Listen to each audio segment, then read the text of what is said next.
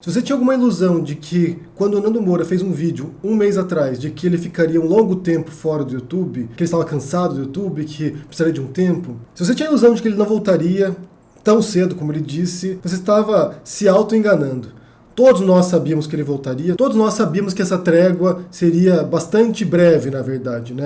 Pelo que tudo indica, ele se afastou simplesmente para fazer um implante capilar e voltar. Então não há nenhum tipo de mistério, nenhum tipo de motivo oculto atrás disso. Foi algo bastante pragmático. E quando ele saiu, ele estava bastante acuado, né? Bastante debilitado. Você via que ele estava fragilizado mesmo. E agora ele descansou, tirou um mês de férias e voltou aí com a força toda, né? Pior do que antes. E quando eu digo pior que antes, eu me refiro a um mês atrás, porque já foi muito pior no canal dele, né? Essa volta dele agora revela algumas coisas.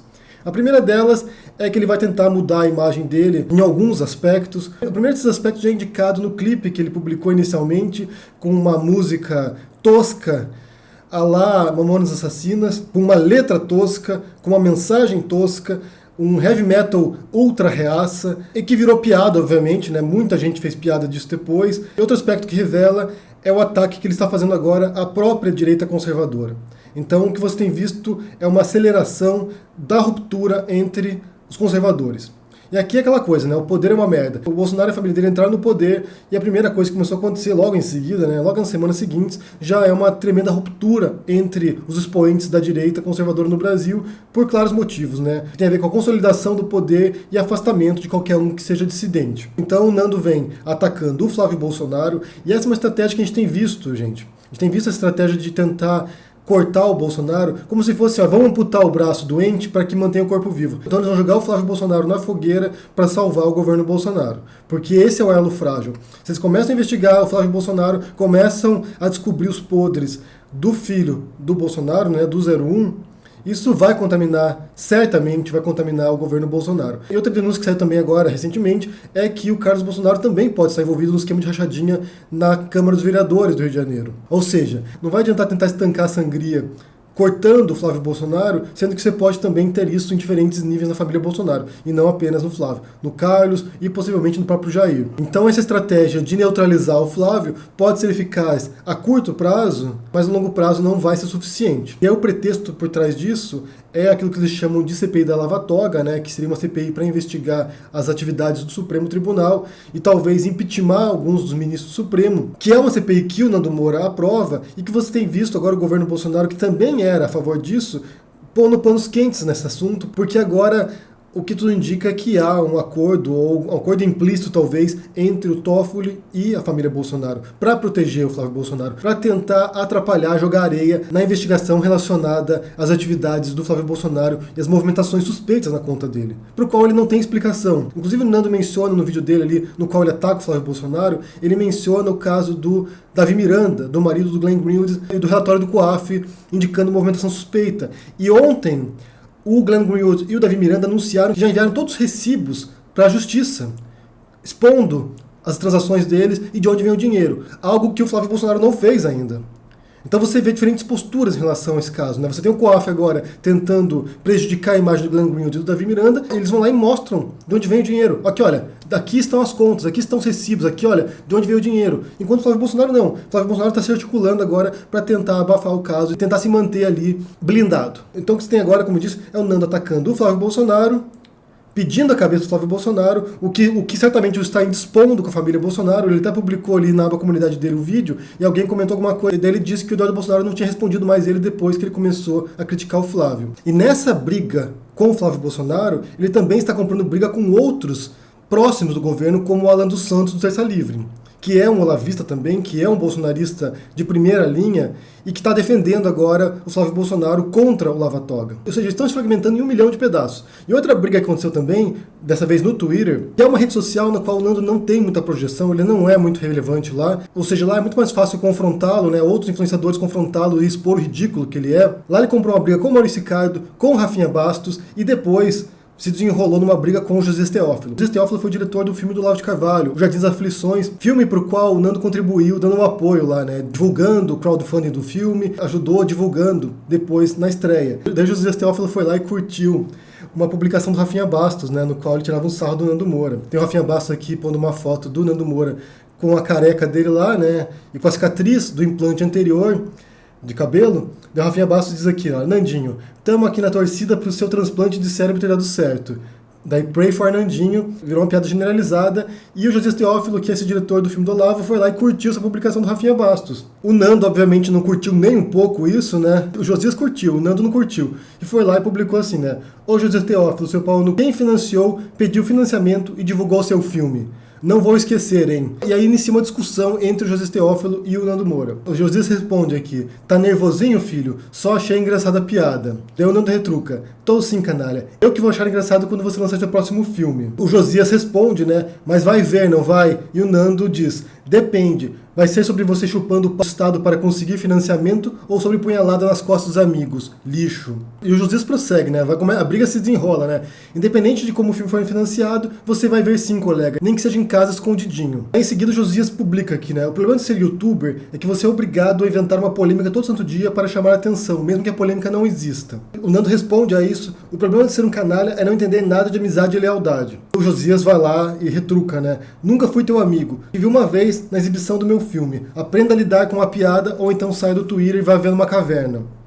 O Nando diz, disto agora eu tenho certeza, era só lambendo as bolas por dinheiro e divulgação, como uma paga, lixo. Josias responde, nunca lambi bola de ninguém, você foi afiliado do meu filme e foi muito bem pago para divulgá-lo, ganhou mais de 10 mil reais, vá patronizar a prostituta da sua mãe e não a mim, não devo nada a você, seu filho da... E a baixaria prossegue, né? O Nando diz, quanto foi só de financiamento, campeão? Infinitamente maior do que os 10 mil reais, que pode ter sido muito dinheiro para um Zé Merda como você. Não confunda minha mãe com o que te cagou. Josias responde, o filme já estava pronto, o teaser 1 lançado, quando você resolveu fazer um vídeo dizendo que era uma grande obra de arte. Nunca falei contigo, nunca te vi a não ser no dia que você foi para a sessão do meu filme. Então daqui pra frente, você fecha o e aprende a ser homem. Então tem uma última resposta do Nando Moura aqui, mente não, cineasta que é feio. Os vídeos estão no meu canal, o crowdfunding é um sucesso. É uma grande obra de arte, não graças a você e suas filmagens porcas e sem criatividade, graças à filosofia do Olavo. Você é só uma sombra patética. E daí, para encerrar, o Josias publica aqui uma cena do mini Nando Moura no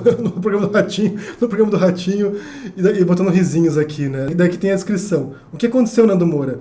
É que o Josias curtiu um cara fazendo piada sobre mim. A baixaria que rolou nessa discussão aqui demonstra exatamente, primeiro, a natureza dessas pessoas, né? São pessoas baixas mesmo, são pessoas incapazes de um diálogo racional sobre qualquer coisa que seja, né? E outra coisa que revela pra mim, como o Nando Moura é um personagem. Ele é um personagem doentio. Nesses vídeos que ele fez aqui, ele está fardado, ele está com um uniforme camuflado, sabe? Ele já demonstra que ele quer vir pra guerra, que ele vai agora confrontar aliados e inimigos. Então, assim, ele é o Rambo agora. O Nando é o Rambo que veio para limpar o país da sujeira, né? Começando pelo Bolsonaro também. Ele que diz que não se arrependia jamais de ter votado no Bolsonaro, que queria ter uma urna eletrônica em casa para botar 17 todo dia, agora está já nervosinho aqui, com um monte de coisa que tem que justificar. Porque os seguidores dele vão cobrar dele, né? Quando você vê um governo completamente caótico como o do Bolsonaro, né, com denúncias surgindo agora em diferentes modos, com rupturas diplomáticas com os países, com promessas que não são cumpridas, graças a Deus, porque muita coisa que o Bolsonaro prometeu, se ele cumprisse, seria uma catástrofe, a cobrança vai para essas pessoas que de fato defenderam esse governo e que ajudaram as pessoas a votarem nele. Então o que ele quer fazer é limpar a barra dele aqui, e para isso ele vai comprar briga com outras pessoas também, mesmo que sejam ex-aliados dele. E aqui entra um ponto interessante que eu quero mencionar para vocês e recomendo que vocês assistam, que é uma entrevista do Lobão no Catraca Livre, no qual ele explica um pouco essa dinâmica interna dessa extrema-direita no Brasil, né? Como eles são pessoas autofágicas mesmo, como eles estão dispostos a se autodestruir pelo poder. Então ele vai falar sobre o Olavo principalmente, né? Que o Olavo, ele comprou uma briga com o Olavo, quando o Olavo de Carvalho começou a criticar e a insultar os generais do governo. E daí o Lobão se opôs a isso, foi em defesa dos militares, e houve uma ruptura entre os olavistas e o Lobão passou a ser alvo também, assim como outras pessoas já foram anteriormente, como o Alexandre Frota, como o Andreasa, como outros direitistas que depois passam a criticar o governo, se tornaram alvo de milícias virtuais, e até um ponto ali que o Lobão fala que o responsável por isso é o Alan dos Santos, do Terça Livre, e o Felipe G. Martins, que ele diz que é um psicopata, que são as pessoas que orquestram esses ataques virtuais. Então o Lobão, nessa entrevista, ele fala muito sobre essa dinâmica, sobre esse caráter de seita do Olavo de Carvalho, né, daquilo que o Olavo faz, como ele vai radicalizando as pessoas e ofuscando o senso crítico dessas pessoas para que elas não para que elas jamais passem a refletir sobre o que estão fazendo. Falo sobre a aproximação do Olavo de Carvalho com o terraplanismo, falo de um monte de coisa interessante ali. E outra coisa que mostra é como o Olavo é uma pessoa fraturada mesmo, né? Tem uma vida problemática e talvez explique um pouco essas guinadas que ele dá na vida dele, né? Porque para mim é fascinante você ver pessoas assim que passam de um extremo ao outro, né? Pessoas que são evangélicas fanáticas e se tornam depois ateus militantes, ou pessoas que são ultraconservadoras e se tornam ultraliberais, pessoas que são porra louca completa e passam a se tornar ultracareta. Você vê no caso do Lobão, é justamente uma guinada de um lado ao outro, e isso confunde as pessoas, né? Confunde quem faz isso e confunde os outros também, porque você nunca sabe onde ela está se situando. E é um pouco o caso do Olavo também. O Olavo é um que passou de comunista, de integrante do Partido Comunista, para um astrólogo maluco, líder de seita. Então, assim, você vê essas guinadas de pessoas que são um pouco desestabilizadas psicologicamente mesmo. Mas a conversa do Lobão revela muito essa dinâmica interna, como eu disse, como eles estão agora se autodestruindo pelo poder. Essa brigaiada agora do Nando Moura com ex-aliados dele, com outros conservadores, com outros direitistas, com outros integrantes do bolsonarismo e do lavismo, demonstra que a aliança que eles tinham feito, né, o pacto que eles tinham feito, mesmo que implícito, para a chegada no poder, já está fraturado e que eles vão agora se autodevorar. Talvez leve a um eventual afastamento do Nando, do bolsonarismo, uma tentativa de fazer isso, que a gente não vai esquecer, né, como eu disse aqui já várias vezes, a gente não vai esquecer quem são as pessoas que ajudaram o Bolsonaro a chegar ao poder, talvez leve um afastamento disso e que ele passe a tornar um crítico do governo também, como ele sempre foi oposição ao governo PT e foi o que levou ele a crescer tanto no YouTube. Provavelmente ele já descobriu que é muito mais fácil você ser pedra do que você ser vidraça. É muito fácil você atacar os outros. O difícil é se defender algo que você ajudou a eleger. Principalmente quando é uma aberração como o governo bolsonarista. Então você tem agora um sujeito completamente desajustado, disparando para todos os lados, para opositores, para ex-aliados, para todo mundo. O pior é que é justamente isso que o pessoal gosta. O pessoal gosta desse tipo de pessoa ali, desajustada, gritando, raivosa, fardada, indo pra guerra. É justamente a postura que o eleitor do Bolsonaro esperava do Bolsonaro. Alguém desajustado que tivesse disposto a botar fogo em tudo. O que não aconteceu. Talvez aí esteja a origem da frustração. Eles queriam alguém mais radical do que realmente é. Eles puseram lá um inepto, puseram lá uma pessoa com sério déficit de inteligência e esperavam que ele fosse fazer grandes coisas. O que não vai acontecer. Mas eu quero saber o que vocês pensam sobre essa situação aqui, sobre essa implosão da direita no Brasil, da extrema-direita no Brasil, né? Essa fragmentação, ex-aliados do Bolsonaro se afastando, ex-olavistas se afastando do Olavo também, essa brigaiada interna, pessoas se atacando nas redes sociais. O que você pensa sobre isso aí? E também sobre a volta do Nando Moura, que surpreendeu um total de 0 pessoas. O que você pensa sobre isso aí? Deixa no comentário aqui embaixo, deixa o joinha, assina o canal, ajuda no apoio e a gente se vê por aí. Abraço e até mais. Tchau!